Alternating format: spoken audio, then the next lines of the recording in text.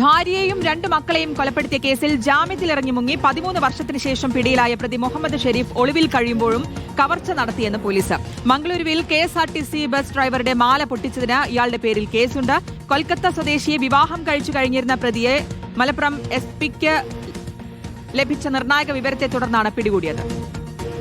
സ്വന്തം ഭാര്യയും 2 കുട്ടിയും, ഒരു കുട്ടിക്ക് 2 വയസ്സും മറ്റൊരു കുട്ടിക്ക് 5 വയസ്സും 3 ആട്കളെയും മർഡർ ചെയ്തിട്ട് മനഃപൂർവ്വമായിട്ട് ഒരു വെള്ളത്തിൽ തള്ളി ഡ്രൗണിങ് ചെയ്ത് ഉണ്ടായിരുന്നു. ആ കേസിൽ ആൾമോസ്റ്റ് 12 ഇയേഴ്സ് 11 ഇയേഴ്സ് കഴിഞ്ഞ് 11 ഇയേഴ്സായിട്ട് ആബ്സ്കോണ്ടിങ്ങിൽ ഉണ്ടായിരുന്നു. അവനെ നമ്മൾ ഡാൻസ് ഓഫ് ടീം അവരെ ഇന്നലെ ബാംഗ്ലൂരിൽ നിന്ന് കിട്ടി.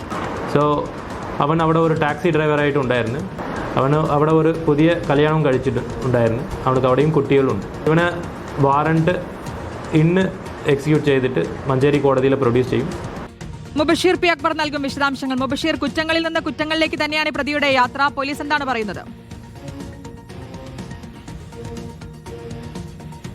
സുധി, 2013 ഈ കേസിന് ആസ്പദമായ സംഭവം നടക്കുന്നത്. പെരുന്നാളിന് വസ്ത്രമെടുത്തതിനു ശേഷം ഭാര്യയെയും മക്കളെയും തിരിച്ച് വീട്ടിലോട്ട് കൊണ്ടുവരുന്നതിനിടയിലാണ് ആളൊഴിഞ്ഞ മേഖലയിൽ വെച്ച് വെള്ളക്കെട്ടിലേക്ക് ഭാര്യയെയും മക്കളെയും തള്ളിയിട്ട് മുഹമ്മദ് ഷെരീഫ് കൊലപ്പെടുത്തിയിരുന്നത്. പിന്നീട് ഇയാൾ അവിടെയുള്ള നാട്ടുകാരെ വിവരമറിയിച്ച് അപകടത്തിൽ മരണം സംഭവിച്ചു എന്നുള്ളതായിരുന്നു പറഞ്ഞിരുന്നത്. പോലീസ് നടത്തിയ അന്വേഷണത്തിൽ ആസൂത്രിതമായി നടത്തിയ കൊലപാതകമാണെന്ന് തെളിയുന്നു.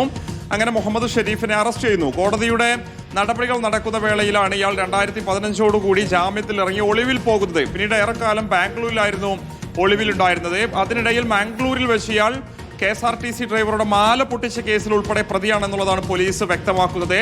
ഇയാളെ കഴിഞ്ഞ ദിവസമാണ് അറസ്റ്റ് ചെയ്തത്. 13 വർഷത്തിന് ശേഷമാണ് മുഹമ്മദ് ഷെരീഫിനെ പോലീസ് അറസ്റ്റ് ചെയ്തത്. മലപ്പുറം ജില്ലാ പോലീസ് മേധാവിക്ക് ലഭിച്ച ഒരു രഹസ്യവിവരത്തിന്റെ അടിസ്ഥാനത്തിലാണ് പോലീസ് ഇയാളെ പിടികൂടുന്നത്.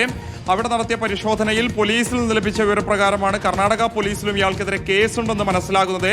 എന്തായാലും ഇയാളെ പിടികൂടിയതോടുകൂടി നേരത്തെ 2013 കേസിൽ ഒരു തുമ്പായി എന്നുള്ളതാണ് ഏറ്റവും പ്രധാനപ്പെട്ട കാര്യം. ആ ഒരു ഘട്ടത്തിലാണ് ഇയാൾക്കെതിരായിട്ടുള്ള കൂടുതൽ കുറ്റകൃത്യങ്ങളുമായി ബന്ധപ്പെട്ട വിവരങ്ങൾ ഈ ഒരു ഘട്ടത്തിൽ പുറത്തു വരുന്നത്. ഭാര്യയുടെ പേരിലുള്ള ഇൻഷുറൻസ് തുക ലഭിക്കുന്നതിന് വേണ്ടിയായിരുന്നു 2013 ആസൂത്രിതമായി ഇയാൾ ഭാര്യയെയും മക്കളെയും കൊലപ്പെടുത്തിയതെന്ന് ആ ഒരു ഘട്ടത്തിൽ തന്നെ പോലീസിന്റെ അന്വേഷണത്തിൽ കണ്ടെത്തിയിരുന്നു. പിന്നീടാണ് കോടതി നടപടികൾ നടക്കുന്ന വേളയിൽ അതിവിദഗ്ധമായി ജാമ്യത്തിലിറങ്ങി ഇയാൾ ഒളിവിൽ പോയിരുന്നത്. ഏറെക്കാലമായി ഇയാൾ പല മേഖലകളിലായിട്ട് ഡ്രൈവർ ഉൾപ്പെടെയുള്ള ജോലികൾ ചെയ്തു വരികയായിരുന്നു. അതിനിടയിലാണ് ജില്ലാ പോലീസ് മേധാവിക്ക് ഒരു വിവരം ലഭിക്കുന്നതും ഇയാളെ അറസ്റ്റ് ചെയ്തതും.